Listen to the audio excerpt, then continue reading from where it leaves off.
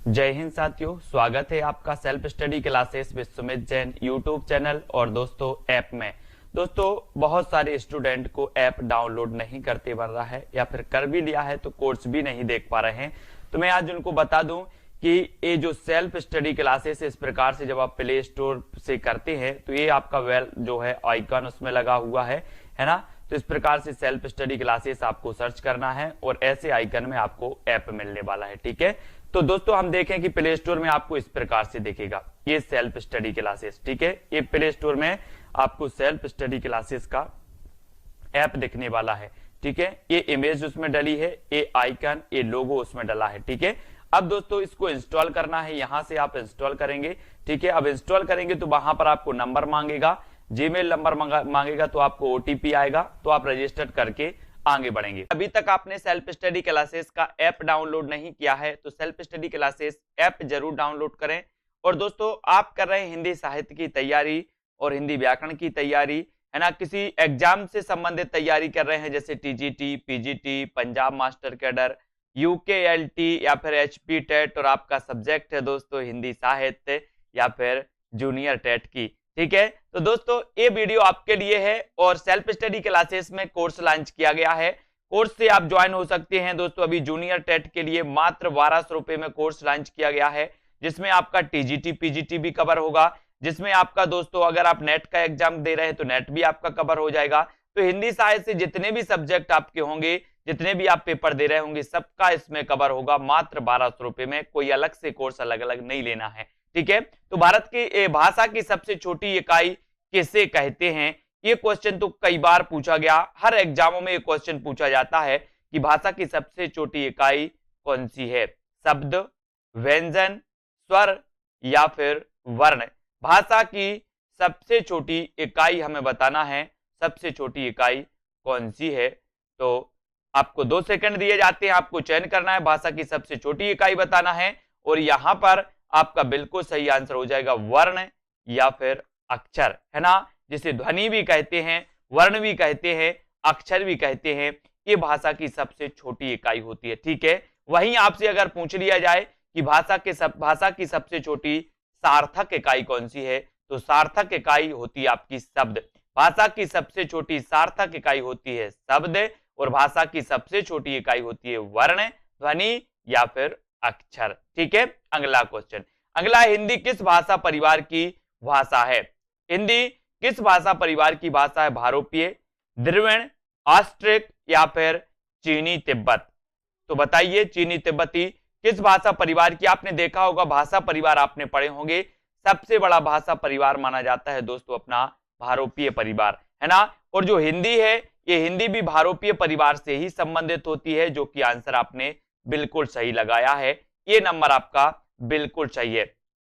अगला क्वेश्चन यहां पर हम देखेंगे, हिंदी भाषा का जन्म हुआ तो अपभ्रंश से हुआ, लौकिक संस्कृत से हुआ, पाली प्राकृत से या फिर वैदिक संस्कृत से। तो हिंदी भाषा का जन्म किससे हुआ ये आपको बताना है। 4 विकल्प है हमारे सामने। यहां बहुत सारे लोग कंफ्यूज हो जाते हैं, लेकिन आपको याद रख लेना है कि हिंदी भाषा का जो विकास हुआ है, जो जन्म हुआ है, वो अपभ्रंश से माना जाता है। ठीक है, अगर आदि जननी की बात करें तो संस्कृत पर हम पहुंचेंगे, लेकिन यहां पर आपका हिंदी भाषा का जन्म हुआ है तो वो अपभ्रंश से हुआ है, यानी कि आपका जो 1 नंबर है वो 1 नंबर बिल्कुल सही हो जाता है। अपन देखते हैं अपभ्रंश की विभिन्न अवस्थाओं से, जैसे स्वरसैनी हिंदी से पश्चिमी हिंदी निकली, है ना, और अर्धमागधी से दोस्तों पूर्वी हिंदी निकली। तो ये अपभ्रंश के विभिन्न रूपों से हिंदी की जो है भाषाओं का विकास हुआ, जन्म हुआ माना जाता है। ठीक है, अगला क्वेश्चन है आपके लिए दोस्तों कि भाषा शब्द की उत्पत्ति निम्न में से किस धातु से हुई। एक कई बार क्वेश्चन आया है, भाषा शब्द की उत्पत्ति किस धातु से हुई है। भाष्य से, भास से, भास या फिर भास से। तो किससे हुई मानी जाती है। प्रश्न क्रमांक आपका 49 है और 49 का उत्तर आपको चयन करना है। भाषा शब्द की उत्पत्ति किस धातु से हुई है और आपने बिल्कुल सही चयन किया है। बोले सर भास लगा दो, मैंने लगा दिया, सी नंबर आपका बिल्कुल सही है। भाषा शब्द की उत्पत्ति भास से हुई है और सी आपका बिल्कुल सही हो जाता है। अगला क्वेश्चन आपका स्क्रीन पर है आपकी, वो बताना है आपको कि कौन सी बोली अथवा भाषा हिंदी के अंतर्गत नहीं आती। तो हिंदी के अंतर्गत नहीं आती तो कौन सी नहीं आती। कन्नौजी, बांगरू, अवधी या फिर तेलुगु? कौन सी बोली अथवा भाषा हिंदी के अंतर्गत नहीं आती? तो देखो, कन्नौजी तो आती है ना, बांगरू भी आती है, बांगरू यानी कि हरियाणवी, हरियाणवी का दूसरा नाम क्या है? बांगरू। और अवधी भी हिंदी के अंतर्गत आती है, तो कौन सी नहीं आती? बोले सर तेलुगु नहीं आती। तो तेलुगु आपका राइट आंसर डी बिल्कुल सही हो जाएगा, तेलुगु नहीं आती। ठीक है, अगला क्वेश्चन आपको बताना है यहां पर कि हिंदी भाषा का कौन सा रूप मानक हिंदी के रूप में स्वीकार किया गया? मानक हिंदी के रूप में कौन सा रूप स्वीकार किया गया? प्रश्न क्रमांक 51, पूर्वी हिंदी, पहाड़ी हिंदी, खड़ी हिंदी या फिर दक्षिणी हिंदी? हिंदी भाषा का कौन सा रूप मानक हिंदी के रूप में स्वीकार किया गया? ये क्वेश्चन आपसे पूछा गया है 51 का आंसर। और मानक रूप जो हुआ है, जो दोस्तों वर्तमान में जो प्रचलित रूप है हिंदी का, वो प्रचलित रूप भी खड़ी बोली का है और मानक हिंदी के रूप में स्वीकार किया गया तो वो किया गया खड़ी हिंदी, खड़ी बोली, यानी कि दोस्तों सी आपका बिल्कुल यहां पर सही हो जाएगा, सी नंबर। ठीक है, अगला क्वेश्चन है आपकी स्क्रीन पर, हिंदी की विशिष्ट बोली ब्रजभाषा किस रूप में सबसे अधिक प्रसिद्ध है? ये क्वेश्चन तो कई बार पूछा गया है, तो इसके लिए भी हमें तैयार रहना है कि जो ब्रजभाषा है ये किस रूप में सबसे अधिक प्रसिद्ध है? राजभाषा के रूप में, तकनीकी भाषा के रूप में, राष्ट्रभाषा के रूप में या फिर काव्य भाषा के रूप में? किस रूप में ये ब्रजभाषा सबसे अधिक प्रसिद्ध है? और 4 विकल्प है, 52 का आंसर आपको बताना है। और यहां पर ब्रजभाषा किस रूप में सबसे अधिक प्रसिद्ध है? उत्तर चला जाता है काव्य भाषा के रूप में। किस भाषा के रूप में? काव्य भाषा के रूप में ये प्रसिद्ध है और डी आपका बिल्कुल सही हो जाता है। भारतवर्ष में हिंदी को आप किस वर्ग में रखेंगे? किस वर्ग में रखेंगे आप, ये बताना आपको। तो यहां पर ये प्रश्न दिया है कि भारतवर्ष में हिंदी को आप किस वर्ग में रखेंगे। यहां पर आपके 4 विकल्प आपको दिए जाते हैं, राजभाषा के रूप में, राष्ट्रभाषा के रूप में, विभाषा या फिर तकनीकी भाषा। तो हिंदी को आप किस रूप में रखेंगे? कंफ्यूजन वाला प्रश्न है। बहुत सारे लोग जिन्होंने नहीं पढ़ा है वो दोस्तों राष्ट्रभाषा लगाते हैं, राष्ट्रभाषा लगा के आती है 100%, लेकिन हिंदी को हम दोस्तों, हमारी हिंदी राष्ट्रभाषा नहीं है, हमारी हिंदी राजभाषा है। क्या है? राजभाषा। और राजभाषा उसे कहते हैं जिसे सरकारी कामकाजों में प्रयोग किया जाता है, और हमारी हिंदी को सरकारी कामकाजों में प्रयोग किया जाता है, इसलिए जो हिंदी है वो राजभाषा है। ठीक है, इसको याद रखेंगे। निम्न में से कौन सी भाषा संस्कृत की अपभ्रंश है? संस्कृत की अपभ्रंश यानी कि दोस्तों आपको पता है अपभ्रंश मतलब होता है बिगड़ा हुआ रूप। तो संस्कृत जब दोस्तों ये बोलचाल की भाषा बन गई और बोलचाल की भाषा से बिगड़ते बिगड़ते आगे चली गई है संस्कृत। अपन देखते हैं कि तत्सम और तद्भव ये शब्द कैसे आए। ये संस्कृत से बिगड़ते बिगड़ते दोस्तों इनका तद्भव रूप आया, तो वही जो है अपभ्रंश कहलाती है, जो भाषा बिगड़ती हुई चली जाती है। ठीक है, तो संस्कृत की अपभ्रंश कौन सी कहलाएगी? तो संस्कृत के बाद होता है पाली का जन्म। किसका होता है? पाली का जन्म होता है। संस्कृत की अपभ्रंश पाली, पाली की अपभ्रंश प्राकृत, प्राकृत की अपभ्रंश अपभ्रंश और अपभ्रंश की अपभ्रंश अभट्ट, है ना। तो इस प्रकार से दोस्तों, तो पाली आपका बिल्कुल सही होगा। संस्कृत की अपभ्रंश कहलाती है कौन सी? पाली, यानी कि डी नंबर आपका बिल्कुल सही हो जाएगा। ठीक है, अगला क्वेश्चन आपकी स्क्रीन पर, भारत में हिंदी को संविधान की किस धारा के अंतर्गत राजभाषा घोषित किया गया? हिंदी को तो धारा 343, धारा 343(2), धारा 343(1) या फिर दोस्तों 334(1).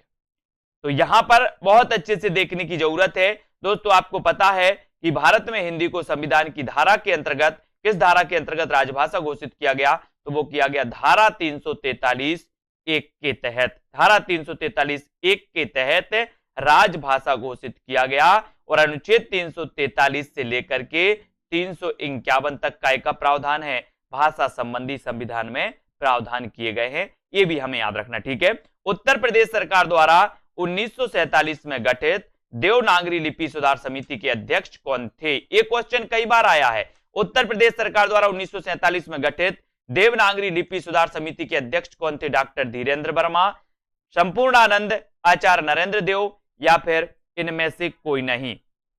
तो बताइए, उत्तर प्रदेश सरकार द्वारा वर्ष 1947 में गठित देवनागरी लिपि सुधार समिति के अध्यक्ष कौन थे? ये आपसे पूछा गया और मोस्ट इंपॉर्टेंट क्वेश्चन है, अनेकों एग्जामों में ये पूछे जाते हैं और उत्तर हो जाता है आचार्य नरेंद्र देव। ठीक है, आचार्य नरेंद्र देव आपका सी नंबर बिल्कुल सही हो जाएगा। इसके अध्यक्ष कौन थे? आचार्य नरेंद्र देव थे। 1947 में गठित देवनागरी लिपि सुधार समिति के। हिंदी की आदि जननी है तो कौन सी है? आदि जननी पूछा गया अब यहां पर। तो अपन ने देखा था कि हिंदी का जन्म अपभ्रंश से हुआ, लेकिन अगर आपसे पूछा जाए कि हिंदी की आदि जननी कौन सी है, तो आदि जननी में आपने बिल्कुल सही आंसर लगाया है। उत्तर है संस्कृत। कौन सी है? संस्कृत। और ए नंबर आपका बिल्कुल सही हो जाता है। अगला क्वेश्चन, ये क्वेश्चन कई बार कंफ्यूजन हुए हैं दोस्तों। तो यहां पर टकसाली भाषा किसे कहते हैं, ये आपसे पूछा गया। संस्कृतनिष्ठ भाषा को, ग्रामीण भाषा को, परिनिष्ठित भाषा को, या फिर कृत्रिम भाषा को? तो टकसाली भाषा किसे कहते हैं, ये क्वेश्चन पूछा जाता है। और इस क्वेश्चन के लिए हमें तैयार रहना है ना। ये कंफ्यूज नहीं होना आपको, क्योंकि टकसाली भाषा संस्कृतनिष्ठ को नहीं, परिनिष्ठित को कहा जाता है। किसे? परिनिष्ठित भाषा को टकसाली भाषा कहा जाता है। और उत्तर आपका सी नंबर बिल्कुल सही है, परिनिष्ठित भाषा को टकसाली भाषा। ठीक है, तो सी बिल्कुल सही है। ग्वालियर की बोली बताना है। ग्वालियर की बोली कौन सी है दोस्तों? ये क्वेश्चन कई बार पूछा गया। ग्वालियर की बोली है ना। ये ग्वालियर मध्य प्रदेश का एक जिला है। और इसकी बोली कौन सी है? बुंदेली, ब्रजभाषा, खड़ी बोली, या फिर कन्नौजी? तो ग्वालियर की बोली पूछी गई, और बोली सर है यहां पर कौन सी? बुंदेली। और बुंदेली पश्चिमी हिंदी से संबंधित है। पश्चिमी हिंदी की अपन भाषा पढ़ते हैं दोस्तों, कानों के खड़ी बुंदेली, ब्रजभान हरि के पास। तो ये बुंदेली पश्चिमी हिंदी की मानी जाती है। यानी कि दोस्तों आपका ए नंबर है। और ग्वालियर की भाषा भी क्या है? बुंदेली। अगला क्वेश्चन आपके लिए, निम्नलिखित में भाषा की प्रमुख प्रकृति कौन सी है? भाषा की प्रमुख प्रकृति बताना है। सरलता से क्लिष्टता की ओर, जटिलता से सरलता की ओर, भावों से विचारों की ओर, या विचारों से भावों की ओर? भाषा की प्रमुख प्रकृति कौन सी है, ये आपको बताना है। तो प्रमुख प्रकृति बताना है। तो यहां पर आपको पता है, बताइए। कुछ लोग तो बता देते सरलता से क्लिष्टता की ओर, है ना। 100% एक कंफ्यूजन वाला क्वेश्चन है दोस्तों, क्योंकि यहां पर बहुत सारे लोग सरलता से क्लिष्टता की ओर ही लगाते हैं। लेकिन आपने कभी अनुभव किया? ऐसे अनुभव कर लो सीधे सीधे। बोले सर जब हम भाषा सीखते हैं, जैसे आप हिंदी जानते हो, आपसे कहें कि अंग्रेजी सीखना है, तो सबसे पहले अंग्रेजी आपको सरल लगती कि कठिन? बोले सर कठिन लगती है। फिर जैसे ही आप सीखते जाते हो तो क्या हो जाती है? सरल होती जाती है ना। तो अपन क्या करते, भाषा को अगर सीखते हैं तो सबसे पहले जटिलता से सरलता की ओर। जैसे ही भाषा हम शुरू में सीखते हैं हमें जटिल लगती है, कठिन लगती है, फिर हम जैसे ही सीखते जाते हैं तो हमें सरल लगने लगती है। तो हम सरलता से क्लिष्टता की ओर नहीं, हम जटिलता से सरलता की ओर बढ़ते हैं। ये भाषा की प्रमुख प्रकृति होती है। ये आपको याद रखना, जटिलता से सरलता की ओर। ठीक है, हिंदी किस भाषा का शब्द है? हिंदी बताना है, ये किस भाषा का शब्द है। ये क्वेश्चन भी आपसे पूछा गया। फटाक से सभी लोग बताएंगे। यहां पर आपके 4 विकल्प दिए जाएंगे आपको। यहां पर सीधा सीधा उत्तर है कि हिंदी फारसी भाषा का शब्द है। किसका है? हिंदी फारसी भाषा का शब्द है। और इसको भी आपको याद रख लेना, फारसी। यानी ए नंबर आपका बिल्कुल सही हो जाएगा। अगला क्वेश्चन आपके लिए दिया जा रहा है यहां पर कि वर्तमान में भारतीय संविधान की 8वीं अनुसूची में शामिल भाषाओं की संख्या कितनी है? वर्तमान में भारतीय संविधान की 8वीं अनुसूची में शामिल भाषाओं की संख्या कितनी है? 14, 15, 18 या फिर 22? कितनी मानी जाती है? वर्तमान में भारतीय संविधान की 8वीं अनुसूची में शामिल भाषाओं की संख्या बतानी है। और भाषाओं की जो संख्या है वो संख्या कितनी है? तो आपका उत्तर हो जाता है यहां पर 22। कितनी है? 22। वर्तमान में भारतीय संविधान की 8वीं अनुसूची में शामिल भाषाओं की जो संख्या है वो संख्या है दोस्तों कितनी? 22। और राइट आंसर हो जाता है विकल्प नंबर डी। ठीक है, अगला क्वेश्चन। अगला क्वेश्चन है, पैसाची से कौन सी भाषा विकसित हुई है? मराठी, गुजराती, पंजाबी या फिर राजस्थानी? पैसाची से बताना है। और पैसाची से मैंने कई बार आपको बताया है कि अगर लहंगा चाहिए, पंजाबी लहंगा चाहिए, तो क्या करोगे? बोले सर पंजाबी लहंगा लेने के लिए पैसा चाहिए। पैसा चाहिए ना, तो पैसा चाहिए। काहे के लिए चाहिए पैसा? पंजाबी लहंगा लेने के लिए। तो पंजाबी और लहंदा जो है, ये दोनों का विकास दोस्तों पैसाची से हुआ है। ठीक है, तो यहां पर तो आपका सी नंबर बिल्कुल सही हो जाता है। अगला क्वेश्चन है, ब्रजभाषा कहां बोली जाती है? ब्रजभाषा कहां बोली जाती है? इलाहाबाद में, ओरछा एवं झांसी, मथुरा, वृंदावन या फिर बनारस में? ब्रजभाषा कहां बोली जाती है? ब्रजभाषा के बारे में आपको पता है कि पश्चिमी हिंदी की दोस्तों एक बोली मानी जाती है पश्चिमी हिंदी की, है ना। और ये बताना है कि ये कहां बोली जाती है, 4 विकल्प में से। तो ब्रज भाषा जो बोली जाती है वो मथुरा वृंदावन में। कहां बोली जाती है? मथुरा वृंदावन, यानी कि उत्तर आपका सी की तरफ चला जाता है। सी नंबर आपका बिल्कुल सही हो जाता है। हिंदी भाषा की उत्पत्ति हुई है वैदिक संस्कृत से, लौकिक संस्कृत, स्वरसेनी अपभ्रंश या फिर प्राकृत से। हिंदी भाषा की उत्पत्ति हुई है तो किससे हुई है? हिंदी भाषा की उत्पत्ति आपको बताना है। कई बार हमने पढ़ा है कि सर गुजराती, राजस्थानी, पश्चिमी हिंदी, इनकी जो उत्पत्ति हुई है वो स्वरसेनी अपभ्रंश से हुई है। स्वरसेनी अपभ्रंश से हिंदी भाषा की उत्पत्ति, यानी कि विकल्प नंबर जो सी है वो आपका बिल्कुल सही हो जाता है। सी नंबर सही हो जाता है। अगला क्वेश्चन पूछा गया कि संविधान की 8वीं अनुसूची में कौन सी भाषा शामिल नहीं है? कौन सी भाषा शामिल नहीं है 8वीं अनुसूची में? बोडो, मैथिली, डोंगरी या फिर भोजपुरी। प्रश्न क्रमांक 66, संविधान की 8वीं अनुसूची में कौन सी भाषा शामिल नहीं है? 8वीं अनुसूची में कौन सी भाषा शामिल नहीं है, इसका उत्तर आपको बताना है। और यहां पर आपका बिल्कुल 8वीं अनुसूची में शामिल नहीं है, तो वो नहीं है कौन सी? भोजपुरी। बोडो तो है, मैथिली भी है, डोंगरी भी है, भोजपुरी नहीं है। भोजपुरी बिहारी हिंदी की है। बिहारी हिंदी की दोस्तों आपको पता है, बिहारी हिंदी की मैथिली भी है, भोजपुरी भी है और मगही भी है। तो बिहारी हिंदी की एक मैथिली भाषा, ऐसा भी क्वेश्चन आएगा कि बिहारी हिंदी की वो कौन सी भाषा है दोस्तों जिसे 8वीं अनुसूची में शामिल किया गया, तो वो भाषा है मैथिली। ठीक है। डिंगल भाषा का संबंध किस साहित्य से है? डिंगल भाषा का संबंध बताना किस साहित्य से है? हरियाणवी साहित्य से, राजस्थानी साहित्य से, अवधी साहित्य से या फिर मैथिली साहित्य से।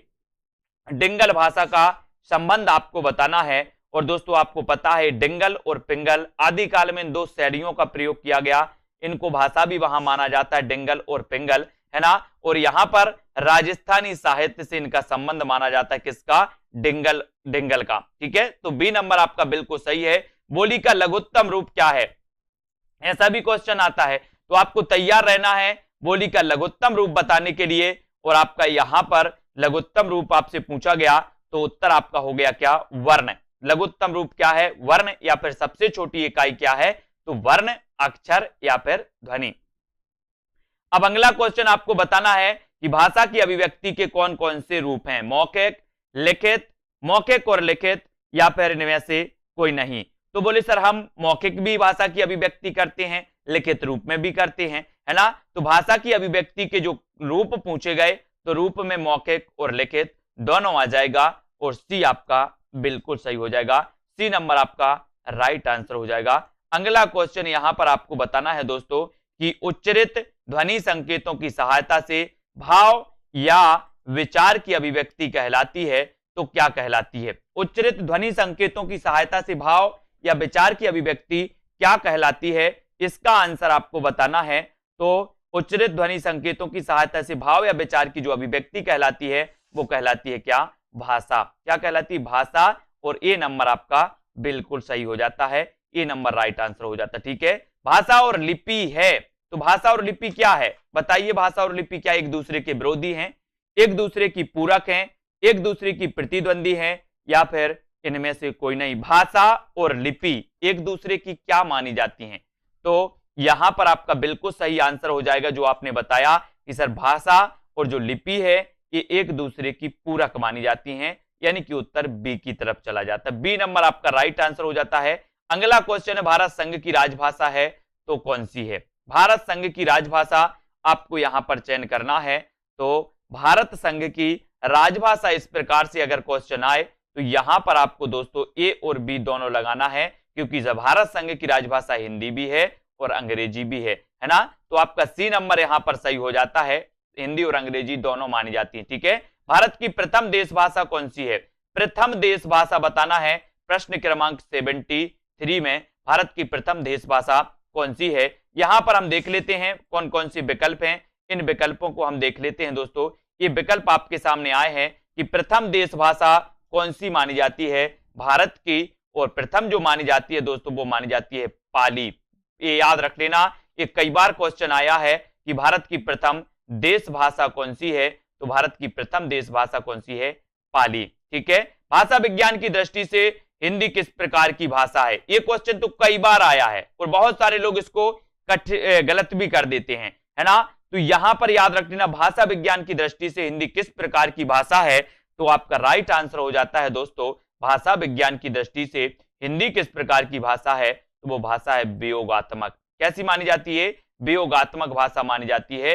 और ए नंबर आपने बिल्कुल सही आंसर बताया, ए नंबर राइट आंसर है। और जिन भी साथियों ने अभी तक ऐप डाउनलोड नहीं किया है वो ऐप डाउनलोड जरूर कर लें। आपको सेल्फ प्ले स्टोर में सर्च करना है सेल्फ स्टडी क्लासेस और दोस्तों ज्वाइन हो जाना है ना। यहां पर अगर आप हिंदी साहित्य की तैयारी कर रहे हैं तो आपके लिए कोर्स लॉन्च किया गया है और एक कोर्स दोस्तों आपको मात्र 1200 रुपए में उपलब्ध करवाया जाएगा, जहां पर ट्रिकी वीडियो भी होंगे, टॉपिक वाइज टेस्ट भी होंगे और बहुत सारी चीजें होंगी। कन्नौजी बोली किस जनपद में बोली जाती है, मेरठ में, देहरादून, हरदोई या फिर मथुरा में। कन्नौजी बोली किस जनपद में बोली जाती है, इसका उत्तर आपको बताना है। और एक कन्नौजी बोली से आपको याद आ गया होगा कि सर एक कन्नौजी जो है ये पश्चिमी हिंदी की बोली मानी जाती है, कन्नौजी, ठीक है। तो एक कन्नौजी बोली ये बताना है किस जनपद में बोली जाती है, तो ये बोली जाती है दोस्तों हरदोई। कौन से जनपद में, हरदोई जनपद में बोली जाती है और सी नंबर आपका बिल्कुल सही हो जाता है, ठीक है। तो यहां पर दोस्तों अपना जो हिंदी भाषा का चैप्टर था जिसको हमने सबसे पहले वाले पार्ट में विस्तृत भी उसका अध्ययन किया, फिर 1, 2, 3 पार्ट के माध्यम से इसको भी पढ़ा। अब दोस्तों ऐसे कौन से साथी हैं जिन्होंने अभी तक सेल्फ स्टडी क्लासेस जो ऐप है उसको डाउनलोड नहीं किया, वो सभी साथी self study classes app download जरूर कर लें ताकि दोस्तों आप वहां पर अध्ययन कर सकें, है ना। और जिनको भी एडमिशन लेना है वो एडमिशन ले सकते हैं और नीचे जो नंबर चल रहा है उस नंबर के माध्यम से दोस्तों आप संपर्क कर सकते हैं, जानकारी ले सकते हैं, ठीक है। और अपनी तैयारी को बहुत अच्छे से ट्रिकी तरीके से विस्तृत तरीके से अच्छी बना सकते हैं। आज के इस वीडियो के लिए बस इतना ही। जय हिंद। बहुत सारे स्टूडेंट को ऐप डाउनलोड नहीं करते बन रहा है या फिर कर भी लिया है तो कोर्स भी नहीं देख पा रहे हैं, तो मैं आज उनको बता दूं कि ये जो सेल्फ स्टडी क्लासेस इस प्रकार से जब आप प्ले स्टोर से करते हैं तो ये आपका वेल जो है आइकन उसमें लगा हुआ है ना। तो इस प्रकार से सेल्फ स्टडी क्लासेस आपको सर्च करना है और ऐसे आइकन में आपको ऐप मिलने वाला है, ठीक है।